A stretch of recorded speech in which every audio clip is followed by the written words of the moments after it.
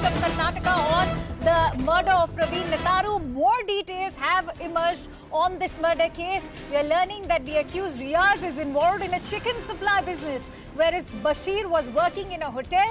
First, these three accused went to a masjid in Kasargodu, and from there, their different movements were observed by a splinter vehicle which was used for murder. These are the latest details that have emerged from as far as the murder case of Praveen Nettaru is concerned. For more details, I have with me Ritu on the phone line. Ritu, if you could please expand whatever we are learning as far as this murder case is concerned. Yes, so first thing primarily is that the three main accused who have been arrested from the police are being arrested from the Kerala checkpost. Now with that, the police also case that Riaz, one of the accused, is actually involved in a chicken supply business. Now as when CNN News 18 has reported from the ground, they had shown that how the meat business is in fact functioning in that whole of a coastal belt, and there have been a lot of fights when it comes to the meat business in that coastal belt. But yes, Bashir, again, another accused, was working in a hotel, is what the police says. But with all this, the police says the first moment, basically, with all these main three accused had started from the masjid, which is in the Kasargodu. And from there, the further vehicle movements are being observed. But now exactly the police says, now this is during the investigation that will come out of where they went and what direction they had taken and whom all they had met during in that movement. With there, you see the police also now saying that the black Spender vehicle was actually used in this murder. Where now this whole that the case has been cracked down from the police, and the NIA is being, in fact, we told that they will be taking this investigation as well in the further. It has been handed over to the NIA. Now the ADGP Alok Kumar has also said that all these information that the police had got will be sharing it to the NIA for the further help for the NIA, and also the police will provide all the helping hands.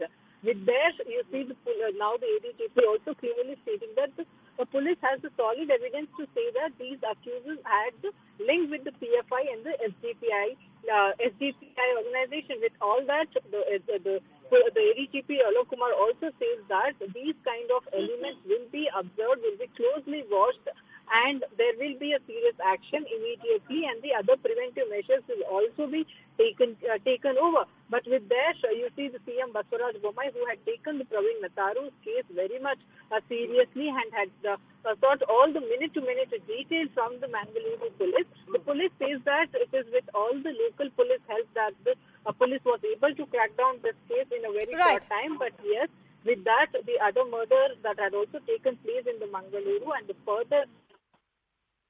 Right. All right. We see with the period, all the law and order situation will be maintained on ground.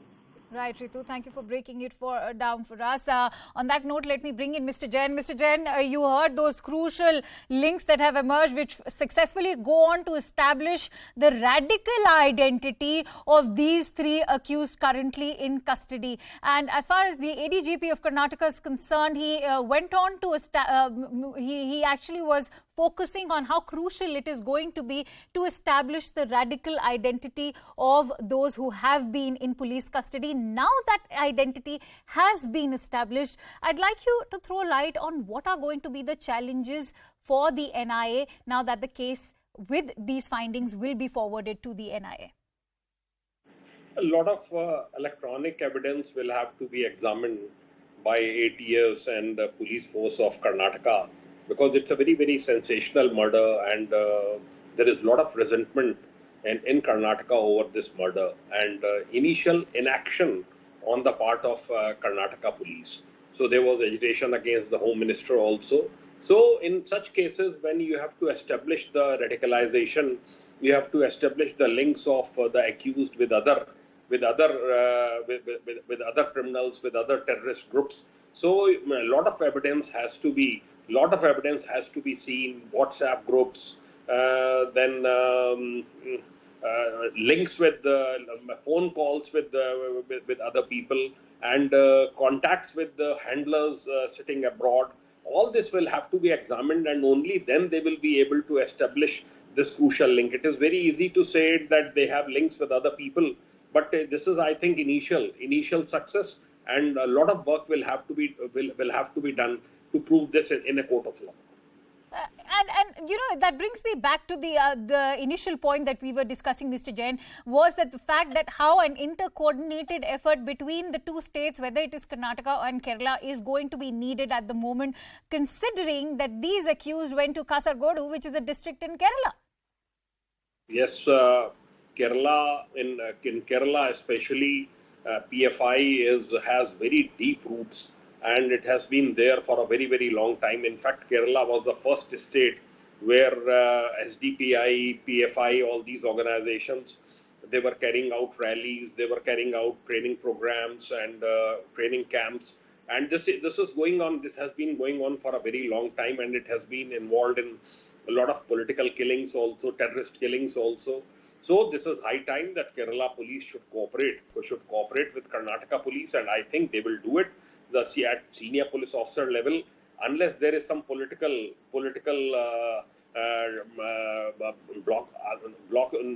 I think Kerala police seniors will cooperate with Karnataka police, and they will provide all possible assistance against the accused, against the PFI links, and this action will be in favor of Kerala police also, because if there is a crackdown on this group, on this sleeper cell, naturally it will have a lot of impact on the law and order situation in Kerala also. Right, and at a time when the Kerala High Court has already declared the SDPI and the PFI as extremist outfits, we always come back to the very basic question: is it high time to A, ban these organizations, B, will banning even help? I don't know why these organizations are not being banned. The plea that suppose we ban this organization, then another will come up. I don't think Mr.